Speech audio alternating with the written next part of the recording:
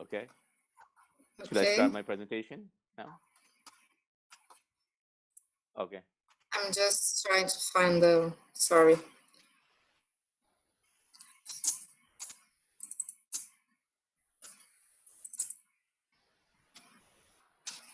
And how is everything in Cambridge, Manish? Yeah, everything is good. We're, getting ready for Christmas here. Usually we go to New Jersey, see my family, but but it's okay. It's I show you my.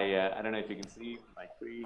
I sit next to my tree. Oh, so nice! Very Christmas spirit now. Yeah. So my office is in my living room. The TV is behind me, so my children are very angry that I'm doing my lecture from here now because they just come home from school, but they cannot play video game. So. Yeah. But the internet is the best in this room. So when I give seminars, I have to do it from this room. There. Okay. Okay. So I'm going to introduce you, Professor, and then you can give a lecture. Okay. So Professor Manish is the Goldsmith Professor of Material Science at the University of Cambridge. His research interests are in the fundamental studies of atomically thin two-dimensional transition metal. In particular, his group studies the optical and electronic properties of different phases of 2D of this kind of materials. He has demonstrated that it is possible to induce phase transformations in atomically thin materials and utilize phases with disparate properties for field effect transistors, catalysis, and energy storage.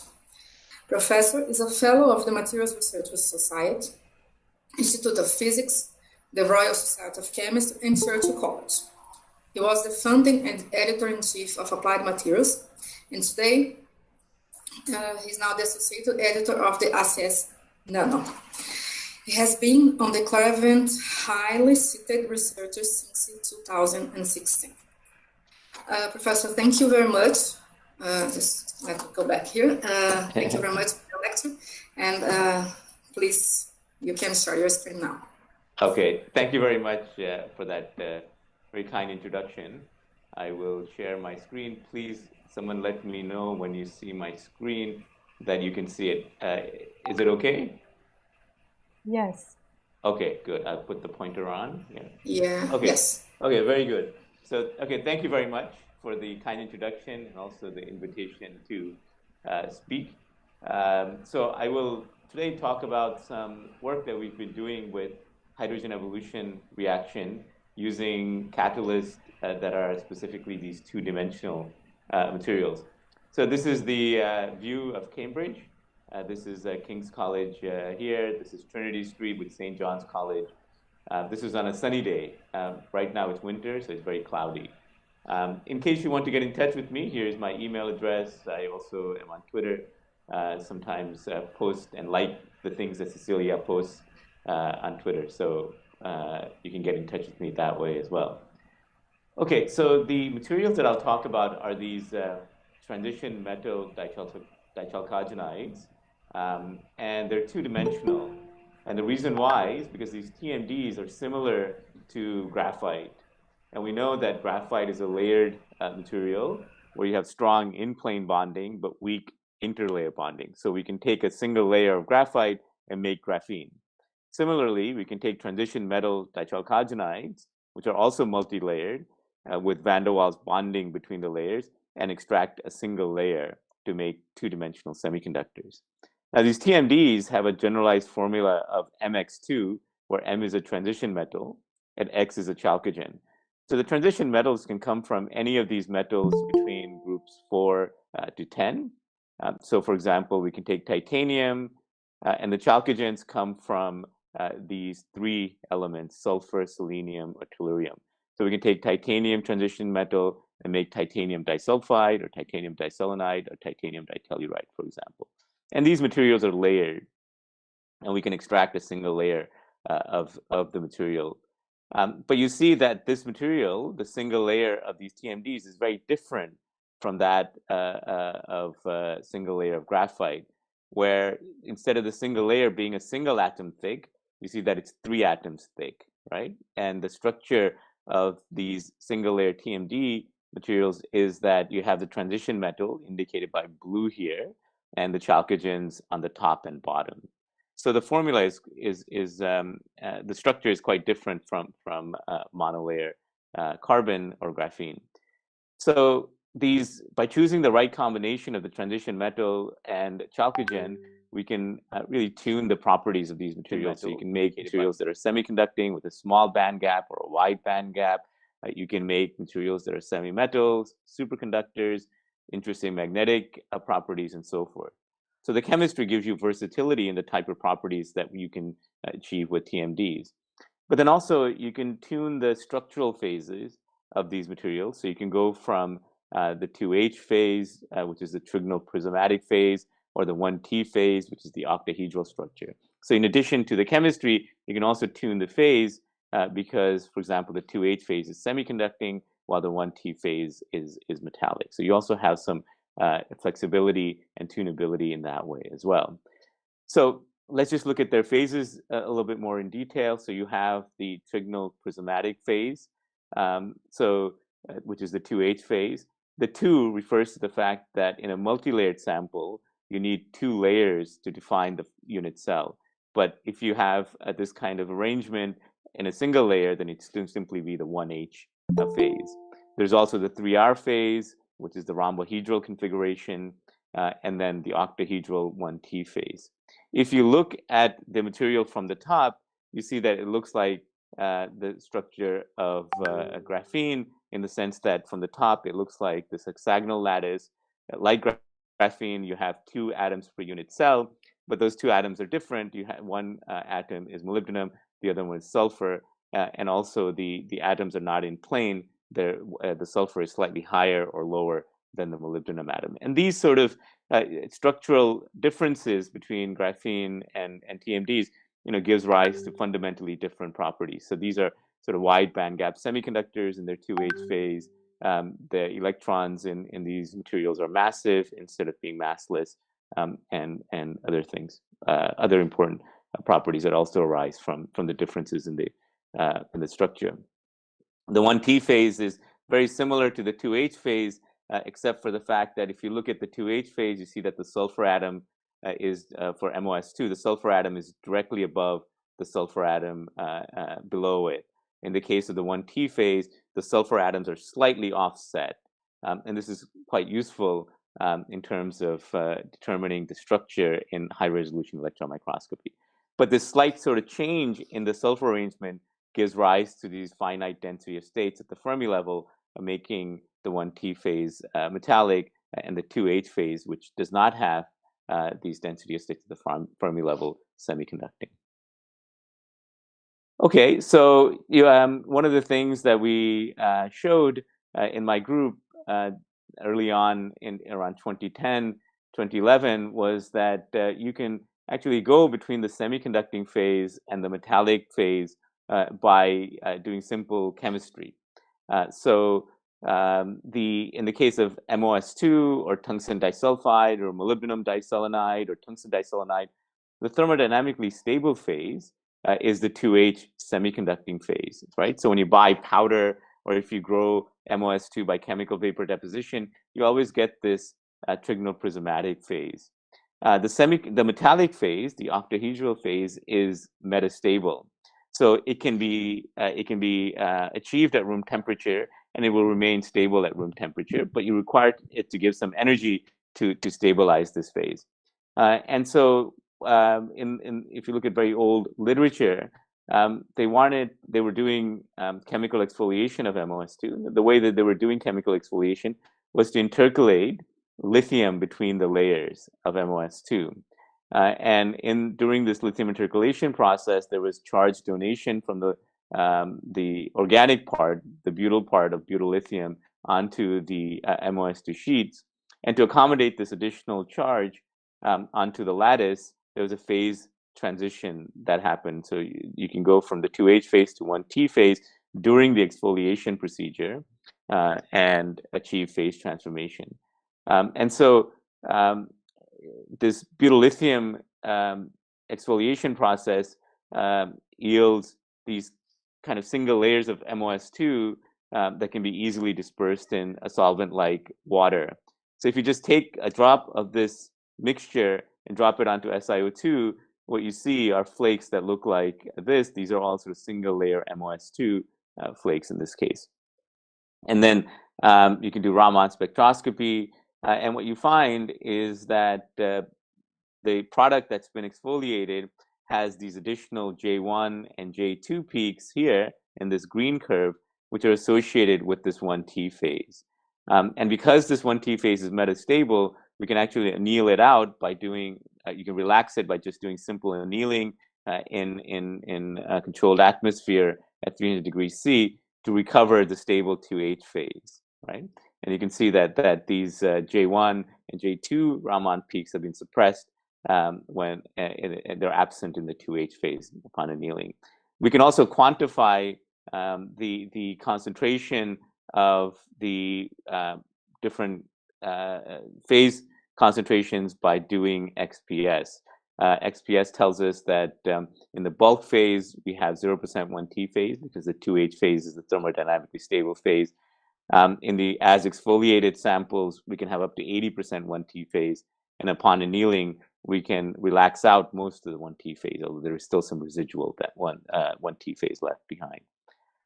So in addition to the chemistry, choosing the transition metal and the chalcogen, as well as doing phase engineering, there's one additional variable that we can tune, and that variable is strain. So in the case of a very high concentration of 1T, you make this distorted 1T phase. In this case, this is for tungsten disulfide. And this phase is also referred to as the 1T prime phase, where you have this sort of clusterization of the tungsten and the sulfur in this case. And this phase is highly distorted, and this distortion creates local strain in the material. So this is a kind of a strain map that one can obtain in the TEM, and these bright regions indicate high strain regions. These dark regions indicate low strain regions.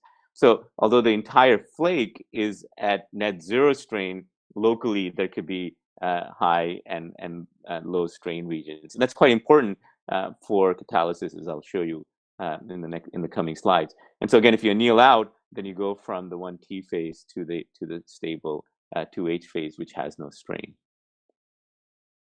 Okay, so today I want to talk about how can we use these 2D materials, in particular these TMDs, for the hydrogen evolution reaction.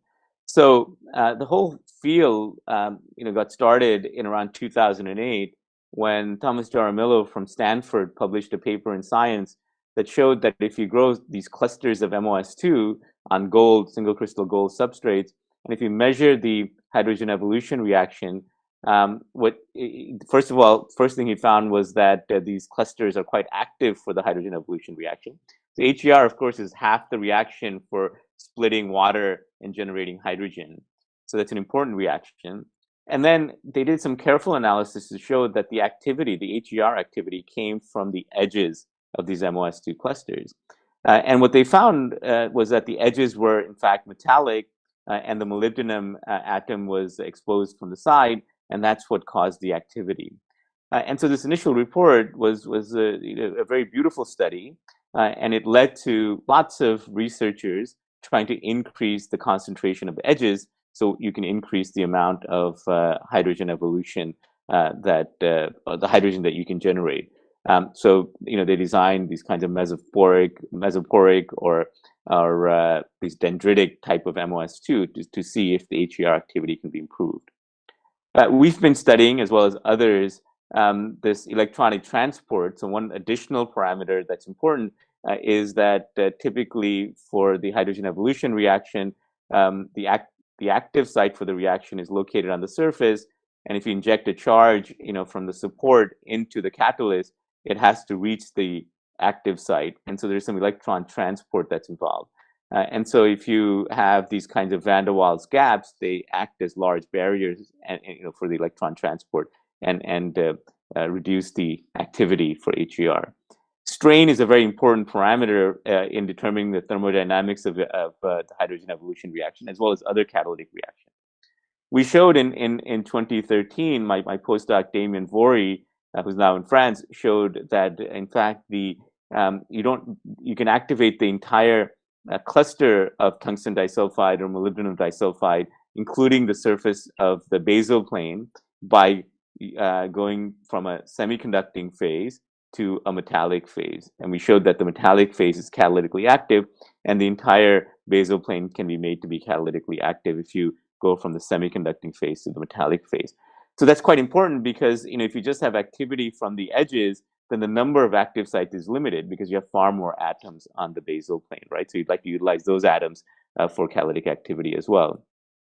We also showed in 2016 that the coupling of between the catalyst and the support, typically carbon support, is also important in improving the HER activity. And we also studied the role of sulfur vacancies in hydrogen evolution reactions. So I'll try to go through those things fairly quickly so you can get a feel for how one can improve the catalytic performance of these materials. So here's sort of a simple way of looking at the HER reaction. So in a hydrogen evolution reaction, what you have is a glassy carbon support typically. And on the support, you place your catalyst. In this case, I've shown a sheet of MOS2, but it could be platinum. It could be any catalyst system that you want to study. And the first thing you do is that you inject electrons into your carbon support and therefore your catalyst. So the first thing that has to happen in an HER reaction is that this electron injection going from the glassy carbon to the catalyst should be more as efficient as possible. But of course, you have this catalyst material of one type, the support of another type. So there's going to be some charge transfer resistance, right? So this is the contact resistance or charge transfer resistance that needs to be minimized. Ideally, we'd like to have the barrier to be as close to zero as possible. And then where the electron is injected is not necessarily where the active site is. So the electron should be transported to the active site. So if you have a material where the electron transport is more efficient, then obviously this step will be more efficient. The third step is once the electron reaches the active site, that is the thermodynamic condition for the HER should be that the delta G for the reaction is thermoneutral, that is 0 EV. What this means is that the electron combines with the proton that's in your electrolyte solution.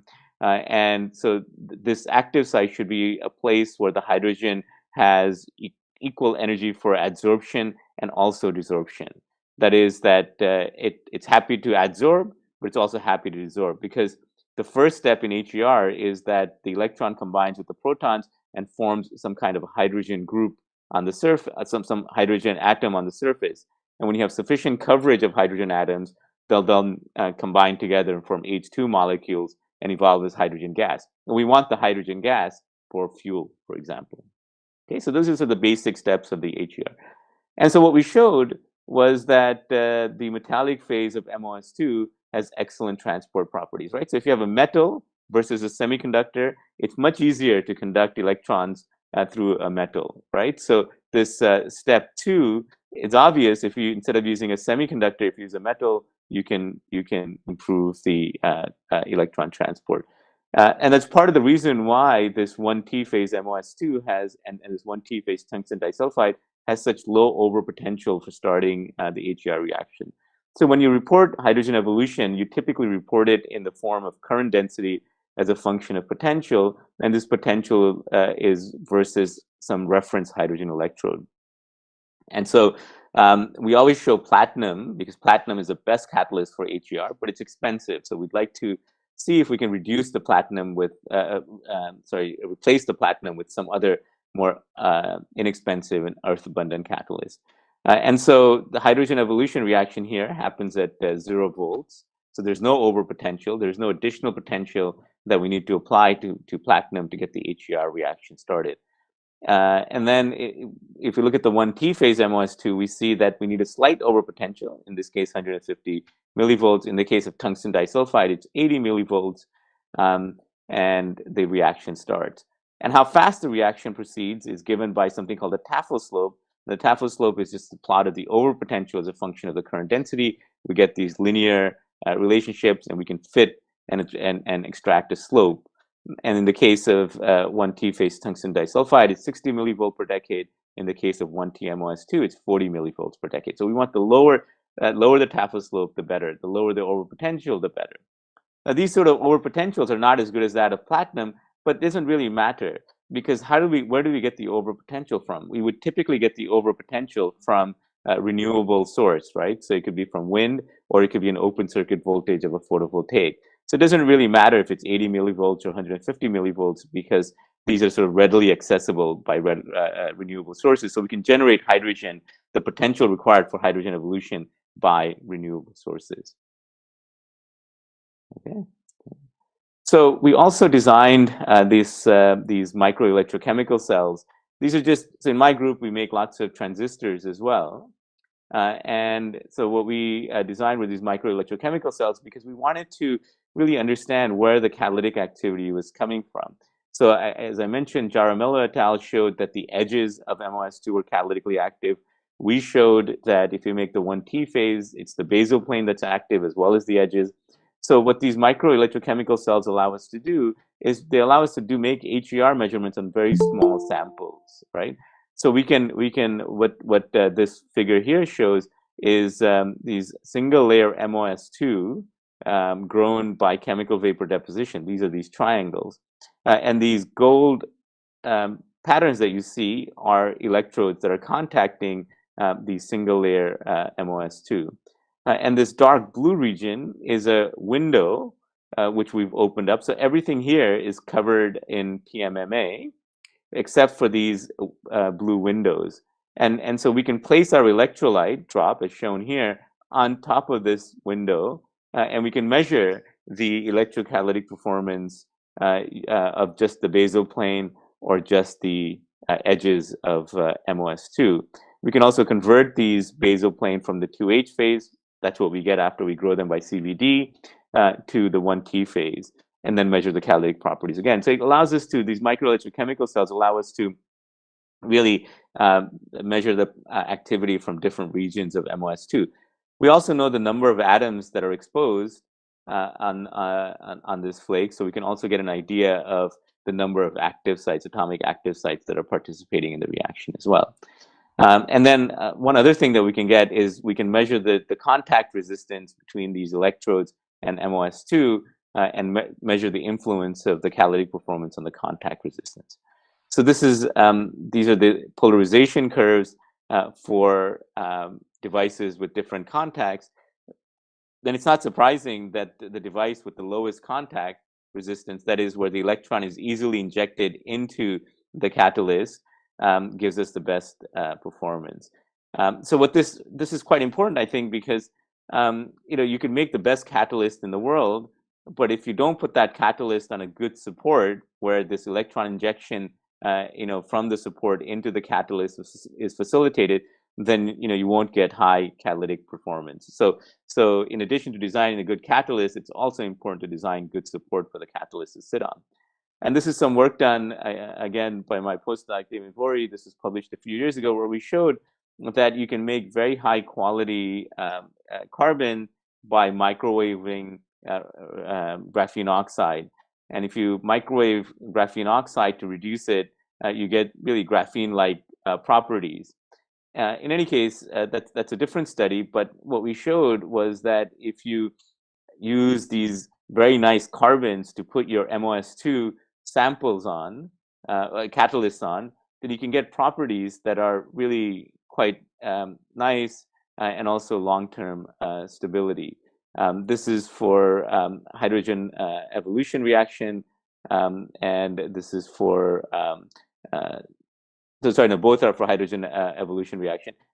This curve shows that the overpotential remains constant over a long period of time for these catalysts being on microwave reduced graphene oxide. And you see that the overpotential is much higher when you put the MOS2 just on regular reduced graphene oxide. So this really shows that decreasing the charge transfer resistance is crucial in optimizing the catalytic performance. So now I want to just take you to the third step of the reaction that I showed, which is tuning the thermodynamics at the active sites. So the one thing that we found about these TMD materials is that when you grow them by chemical vapor deposition, they have lots of sulfur vacancies. So what this image is that it is an atomic resolution image of a single layer of MOS2 grown by chemical vapor deposition. And we can, by looking at the contrast of these atoms, so these bright regions are the molybdenum atoms, and we can also compare the contrast of the places where sulfur atoms are, and by looking at the differences in contrast, we can figure out whether there's a sulfur atom missing or whether there are two sulfur atoms missing. And what we find is that there's lots of sulfur vacancies in CVD grown MOS2. In fact, the density of the vacancies can be a few %.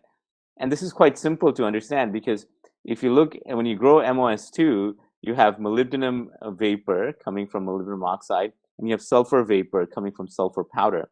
The sublimation temperature of sulfur powder is only 150 degrees Celsius. So when you grow the MOS2, the growth of MOS2 occurs at around 800 degrees C. So once you finish growth, you cool down the furnace, but during cooling of the furnace, the sulfur that is on the MOS2 still has sufficient energy to evaporate. So if you're not careful in cooling your furnace down properly, you can create quite a few sulfur vacancies. And so we wanted to study the role of sulfur vacancies in catalysis. So it's I think reasonably well established that sulfur vacancies are the active sites for hydrogen evolution reaction. So we wanted to see how the HER activity can be tuned with sulfur vacancies. So again, we grew our samples by chemical vapor deposition, and then we used something called a helium ion beam, helium ion microscope. So helium ion microscope gives you very sort of well-controlled dosage of helium that you can shoot at your sample, and the helium ions will remove sulfur atoms very gently, and they will remove sulfur atoms one by one. So by controlling the dosage of the helium ion beam, we can control the sulfur vacancy concentration in our single layer MOS2. And so these are just some TM images of increasing sulfur vacancy concentration. And so we can plot the sulfur vacancy concentration as a function of helium ion dose, and we can see that there's a nice linear relationship. And then we can use our microelectrochemical cells to measure our catalytic performance. And so one can see, so this is again, our polarization curves of current density as a function of potential for different vacancy concentrations. Again, our platinum is our reference shown here.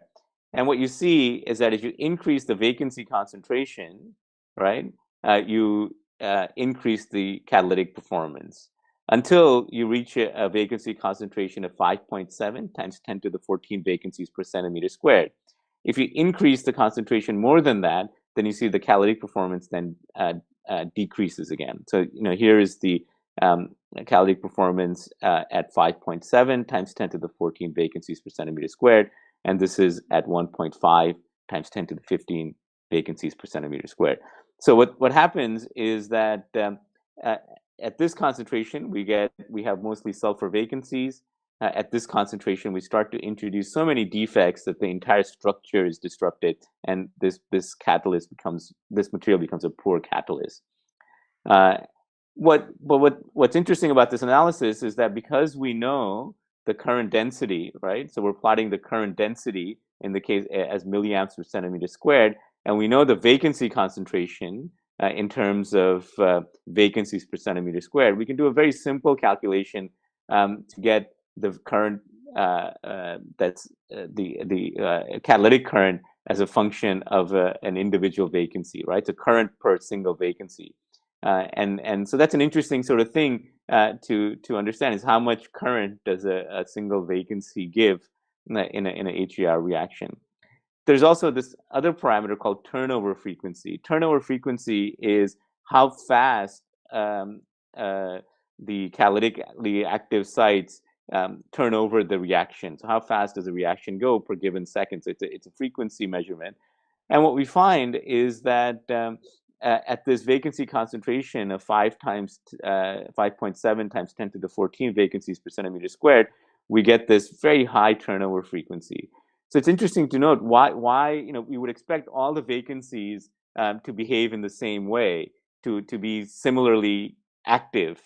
But when you have a given vacancy concentration, it seems like the activity of the vacancy increases by 5 or 6 times. So we wanted to understand that a little bit more. So we performed Raman spectroscopy, and we see that there's a slight change in the structure at this magical vacancy concentration where the turnover frequency is high. In the electrical measurements, so when we measure the electrical properties in a transistor configuration as a function of vacancy concentration, what we find is that the black curve is this sort of pristine CVD grown MOS2. It's a classic N-type transistor. And then the red curve with higher vacancy concentration, blue curve with higher vacancy concentration. And then we see that at this 5.7 times 10 to the 14 vacancies per centimeter squared, we get this flat green line. What this suggests is that this material has become a metal. There's been a transition from a semiconductor to a metal because we've increased the vacancy concentration so high, and there is so much doping from so many density of states that have been created by this vacancy that it goes from a semiconductor to a metal. One additional sort of thing to note is that when you have this vacancy concentration of 5.7 times 10 to the 14 vacancies per centimeter squared, near the vacancies, there is a lot of lattice distortion. So the way to see the lattice distortion is that if you look at this dashed red line, it's a straight horizontal line, and you see how this atomic plane deviates. It's sort of slightly shifted up from the dashed red line. This suggests that there is a displacement of the atomic plane from its straight horizontal line, and here similarly, this this atomic plane has shifted up slightly. So there's a local strain, and we can do this kind of dilatation experiment to look at how the bonds have been stretched or compressed, and we achieve a strain of around 3% locally where the vacancies are. So anyway, when you put everything together, what you find is that the crucial sort of parameters for the hydrogen evolution reaction is that there should be some vacancies. They're catalytically active. And the thermodynamics of the reaction are driven by the vacancy concentration and also the strain in the system. So for a vacancy concentration of around 9% and a strain of around 3%, we see that we have a delta G value that's close to thermoneutral, right, or 0 EV. And we showed, again, my postdoc Damien showed in 2013 that the thermodynamics of the catalytic reaction is really strongly dependent on the strain. So if you have this 1T phase with 0% strain, you see the free energy is positive. What this means is that the proton will not adsorb on the surface. If the strain is too high, then the free energy is negative. The proton will adsorb on the surface, but it won't desorb. But at the right sort of strain value of around 2 to 3%, we see that the delta G value is essentially thermoneutral, which means that the proton can adsorb and desorb, and the HER reaction can proceed. So strain is an important variable as well. So anyway, that's sort of a very long story, but we utilized all of this knowledge to design, a catalyst which can be useful in real sort of applications. One of the problems. Let me go back to one of the original diagrams. Yeah, here you see that here the current density values are in the order of 40 to 50 milliamps per centimeter squared. So if you check the literature, all of the measurements that are reported in the literature are on the order of tens of milliamps per centimeter squared. If you want to really make a real device, an electrolyzer that can really split water and generate hydrogen, you need something that gives you amps of centimeters squared, okay, not just milliamps per centimeter squared. And so we did a lot of sort of fundamental work over the years, but we said, can we actually design a catalyst based on 2D materials that can really give very high current densities? So we came up with this niobium disulfide catalyst because niobium disulfide is naturally metallic. The 2H phase is naturally metallic. And then there is a special phase of niobium disulfide in which we can eliminate the van der Waals gap. So we can make a 3D niobium disulfide by intercalating covalently or ionically intercalating niobium atoms within the layers. So when we made this material and measured the catalytic performance, what we found was that we could actually drive this catalyst to current densities that were extremely high, right? There were sort of tens of we can drive it up to 10, 12 amps per centimeter squared. So this is 12,000 milliamps per centimeter squared, and they're quite stable over time, operating at very high current densities. And so we can make a very simple proof of concept electrolyzer where we have just a proof of concept anode. This could be platinum or iridium oxide, and cathode, which is our niobium disulfide, and measure the current density as a function of potential in a real electrolyzer. There's a membrane here in the middle, and we can see that we can achieve current densities that are of the order of 1 amp per centimeter squared at slightly higher voltage than we would like. It's around 2 volts. But the proof of concept is that these TMG materials are actually able to generate high amount of current density. The point here is not that we can make a catalyst material that gives very high current density.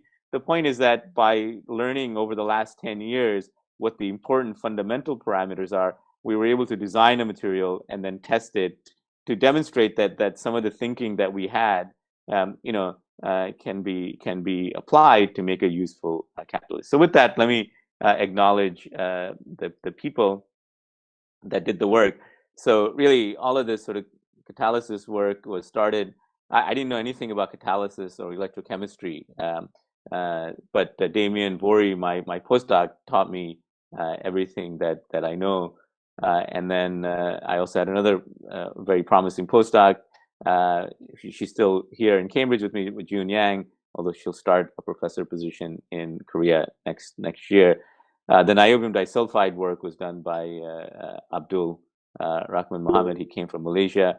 Yan Wang is a PhD student who helped with a lot of the electrical measurements and stuff, and lots of collaborators. You cannot do any work these days without collaboration. So so with that, let me thank you for your attention, and I'm happy to take any questions that you may have. Okay. Thank you. Okay, I'll stop presenting and go back if I need to. Okay. Okay.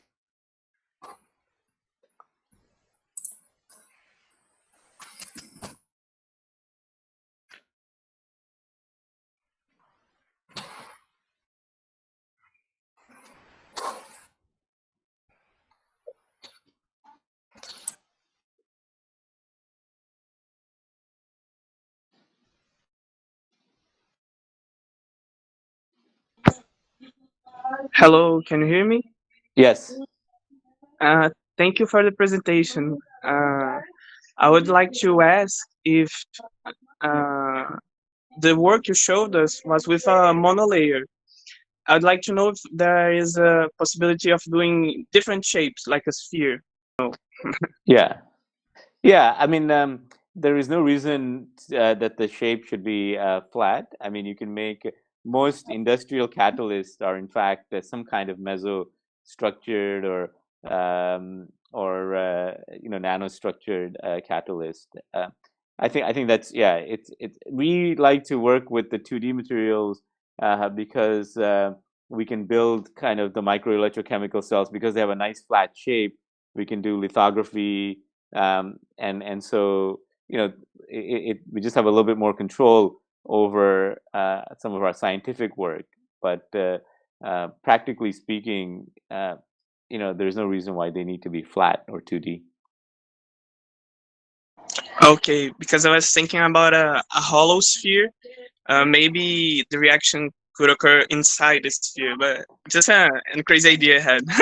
No, that's not a bad idea, because one of the things that hasn't been looked at, or people are beginning to look at, is the concentration of the reactants. Is quite important. So if you confine your reactants in a small space, then the reactivity is different. So people are doing catalysis in nanopores and nanochannels. Yeah, thank you.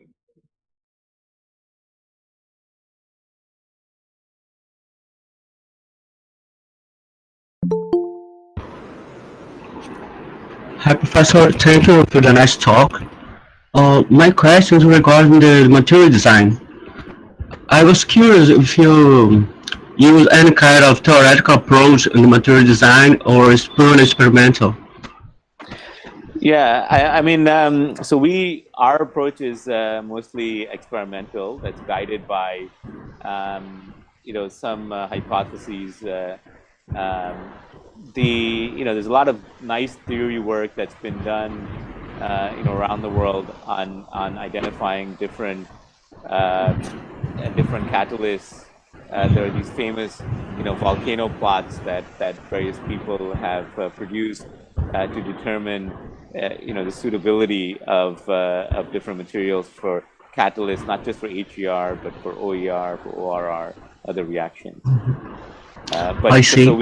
So we take inspiration from them, and then we also provide, some experimental results. Like the 1T phase was something that was brand new that no one had thought about, and that's inspired a lot of calculations as well. I see. Another question that I have is about the electron phonon coupling. I was interested if the electron phonon coupling have any kind of role in all the catalyst parts, catalyst role. That's a good question. I don't know. Of course, electron phonon coupling is, will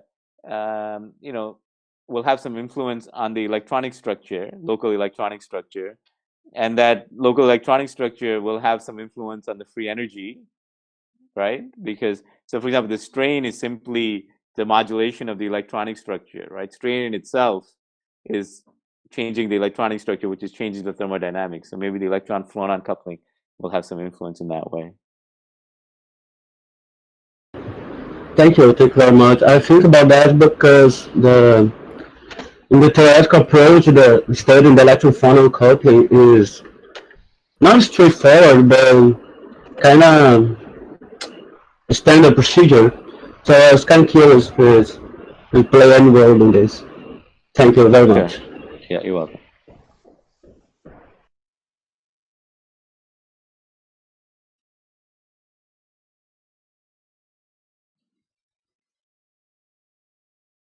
So thank you so much, Manish, for the very nice presentation as usual. I would like to know if it's possible to talk about this effect of the strain and also the doping in the change from the transition phase for 2H to 1T phase. In your point of view, which is a more like effect, this phase transition, strain or the doping effect? Yeah, I think, I mean, that's a good question. In the case of our synthesis method, where we use butyllithium to intercalate and exfoliate, I think in that case, the work that Damien did, showed that it's really the donation of the charge of the electron to the MOS2. The doping is very high. It's of the order of 10 to the 15 carriers per centimeter squared. And at that sort of doping concentration, this phase transition kicks in. So in terms of strain, as far as I know, no one has really, demonstrated phase transition just from strain. although you can make it more conducting and with strain. In terms of the HER performance, the 1T phase in itself is not really critical. The 1T phase helps in reducing the charge transfer resistance, so you can inject the electron more easily, and then it also facilitates the charge transport. The thermodynamics part, the third part in the 1T phase, still comes from the sulfur vacancy, right? So the sulfur is removed, you have the molybdenum there. So the other things, the reaction kinetics are improved with the 1T phase. But the final part is still the molybdenum vacancy. And of course, the molybdenum vacancy will be influenced, the activity of the activity of the sulfur vacancy and the molybdenum active sites will be influenced by the local strain, right? But in the case of so that depends on the material as well. In the case of niobium disulfide, for example, just having a sulfur vacancy and having the niobium exposed is enough without strain for delta G to be close to 0. So it's kind of finding, you can find a material with delta G close to 0, but if you don't have a material with delta G close to 0, you can apply strain and maybe bring the delta G close to 0, right? Like that. So thank you so much, Manish. Yeah.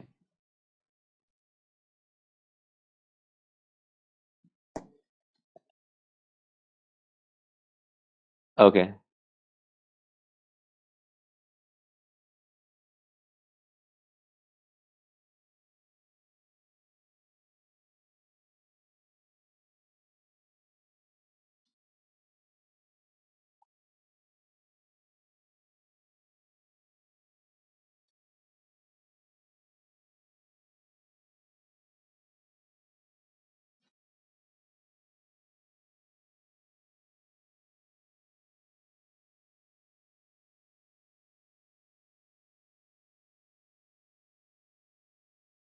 Yeah, I think that's still to be determined. I mean, he's right. I mean, in the sense that these are not sort of widely utilized catalysts. Having said that, they're not widely utilized for the HER reaction, but they are widely utilized catalysts in removing sulfur from petrol, for example, for desulfurization reactions. So they are widely used for other catalytic applications. The other thing to say is that virtually every paper that publishes results on catalysis will show some kind of stability diagram. And these materials are reasonably stable, I think. But in terms of real large-scale testing, of course, that still needs to be done. We cannot do that in the academic setting, right? So, but if it is going to be in practical devices, someone will have to do those kinds of testing.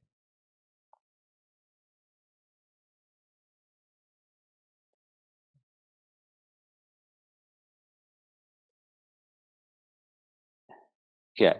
So lifetime again is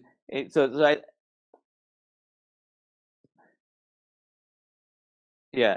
So I think the lifetime values again are reported by many people, but lifetime in a of a material in a fully integrated device, I think, is different than the lifetime in lab scale types of half cell or open cell measurements. So I think that they show promise, but of course, until somebody makes one of these large scale devices and tests them, it's not, I can't say for sure that these materials will work in those applications.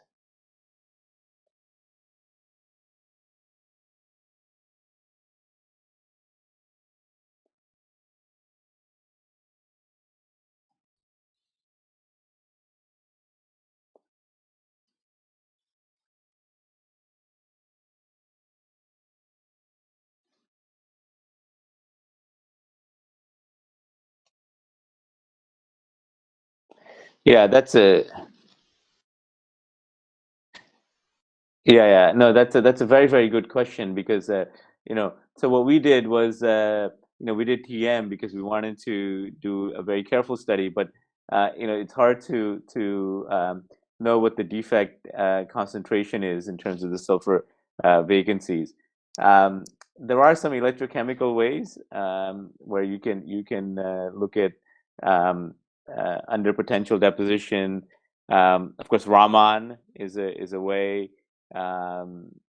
but unfortunately, these atomic vacancies, if you really want direct evidence, then it's hard to know, hard to find a technique that will give you, atomic resolution without the TEM.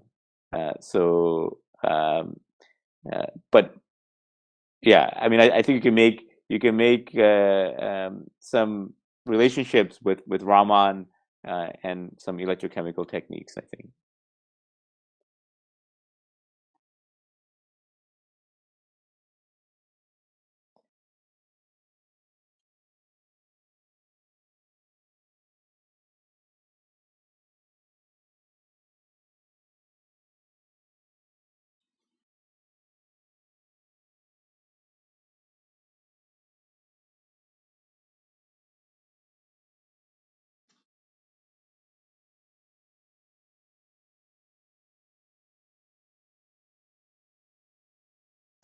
Yeah, of course, that's the big goal, right? Is to really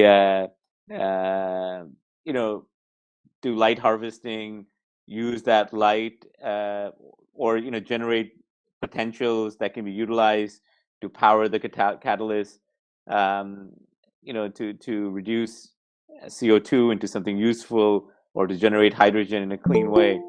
I think that there are many ways of doing it, and I think these 2D materials are have a role to play. I don't think that they're we've not found any evidence that they're good for a CO2 or oxygen reduction reaction, but combination of these materials and what we learned from these materials may be useful for designing a catalyst, right? But the basic concept is that the world is already starting to adapt energy from renewable sources. So you take excess wind, because we generate a lot of wind now in the UK here, and so not all of the wind energy can go back into the grid. So the excess energy from wind can go directly into splitting water, doing electrolysis, right, and generating hydrogen in that way, or storing that energy and using it to convert CO2. So I think this is happening, and better catalysts are being designed, better approaches are being designed. So it's what Joao says is correct. I mean, it's the wave of the future.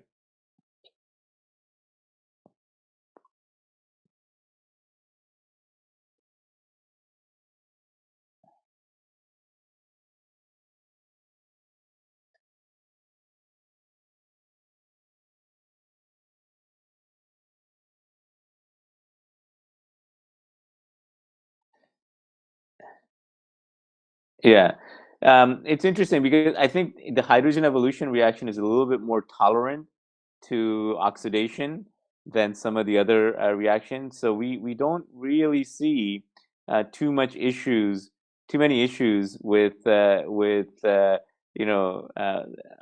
conversion to an oxide, right? So because I think the reaction can electrochemically oxidize and reduce, right? So the HER reaction is actually, we're quite lucky from that point of view. I think if you try to do ORR or OER or something, then you'll have the adverse chemical reaction.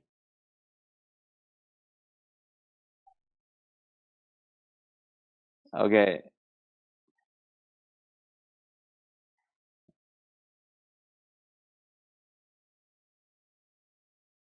Okay. Thank you very much. Nice to see everyone.